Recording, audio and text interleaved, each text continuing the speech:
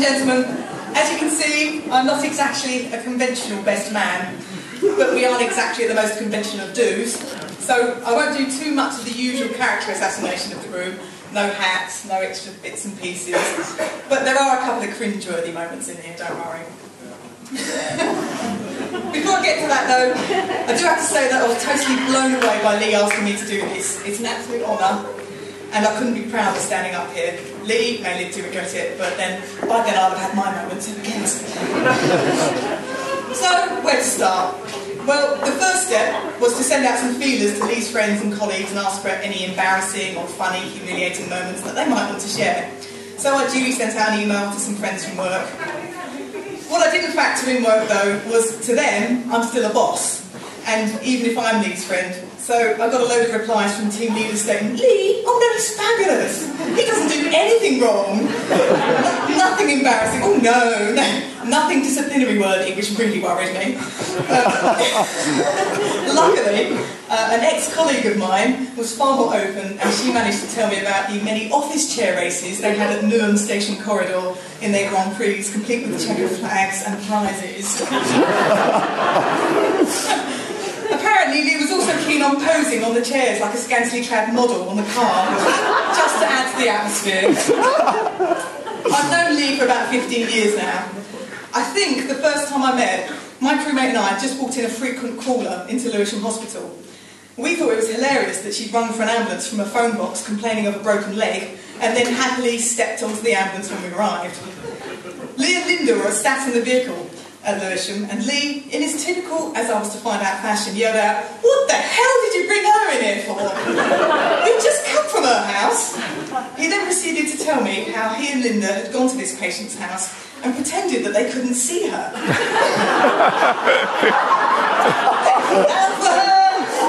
They moved the furniture around.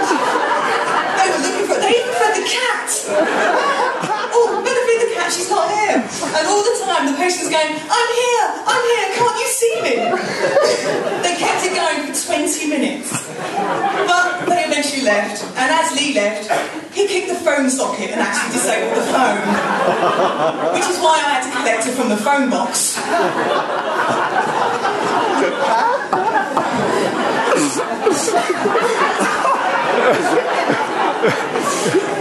Lee's a fantastic communicator. He's got incredible verbal skills, and he's got a really quick mind, particularly when dealing with awkward situations. He bumped into a colleague the other day, and he noted politely to her that she'd lost a lot of weight. "How did you do it?" he said. "Well, I got divorced, the dogs died, and my dad's got cancer," was the reply. Now, for most people, this would produce an embarrassed cough and a, sorry, but not Lee. "Well, every cloud."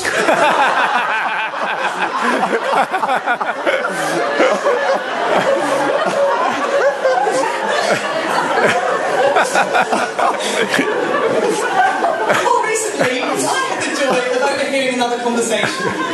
Now, everyone knows that best man or best people speeches are a little bit exaggerated. This is word for word what happened, and I apologise for the language in advance. Whilst driving home one day, Lee's on the phone, offloading to me about his crappy day at work, which is never a problem, I'm quite happy to listen to that. And then, out of nowhere, I hear, "Fuck off!" Followed by a horrid, "Not you, Steff," which was a relief. At least I know it wasn't at me. And then I heard whichever hapless motorist he happened to be venting at ask, "Would you mind not swearing in front of my child?" To which he replied like this, "Wind up your window and stop driving like a fucking idiot, and I wouldn't have to." He does have a habit of being to the point as well, bless him. He's regretting this, isn't he? On the night to the States recently, Lee was stuck in the middle seat with Dean, absolutely at the window seat as always. And he put his headphones on, and they had a lone female passenger on the aisle seat. She was one of those passengers who just didn't want to be a stranger and kept insisting on talking to Lee about everything, much to Dean's amusement. So Lee put his headphones in and tried to start watching a film, gets a nudge.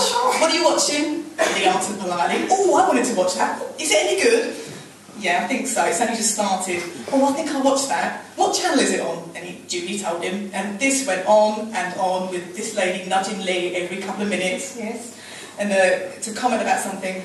Nudge, nudge. What are you having for dinner? Chicken. Oh, I'm having that. Lovely. Finally, enough was enough. As they began eating their food, once again the lady nudged Lee and he took off his headphones. I'm really enjoying this, she said. Well, shut up and eat it.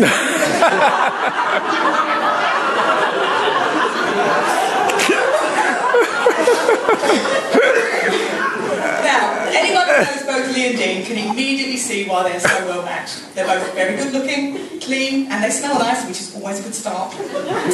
They're both very intelligent, very funny, and they have excellent taste in decor, as any good gay should. Lee does trump Dean for practical skills though. When I first moved into my new place, I sent them both a text asking them what sort of fixings I should need to hang a mirror. Lee responded sensibly with, how big is the mirror? Whereas Dean's response was, nail and a hammer. Actually, when I first moved into the development just down the road, Lee was wonderful. One of the first essentials was getting a curtain rail up for the bedroom, and Lee dutifully came round over with his tools, drill, tape measure, everything, carefully marked everything out, measuring twice, doing the whole lot, did it beautifully. We'd just been to Bluewater and I'd dumped all my stuff on the bed prior to being tidied away. I went out to the kitchen to make Lee a cup of tea, and on my return, he'd hung up all my knickers on the curtain rail.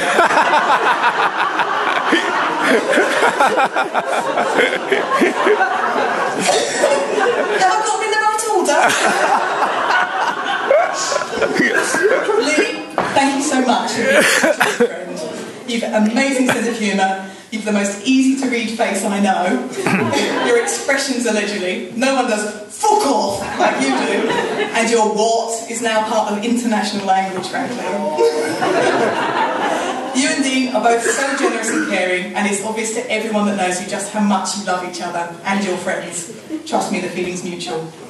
Ladies and gentlemen, again, would you please raise your glasses to the Indian?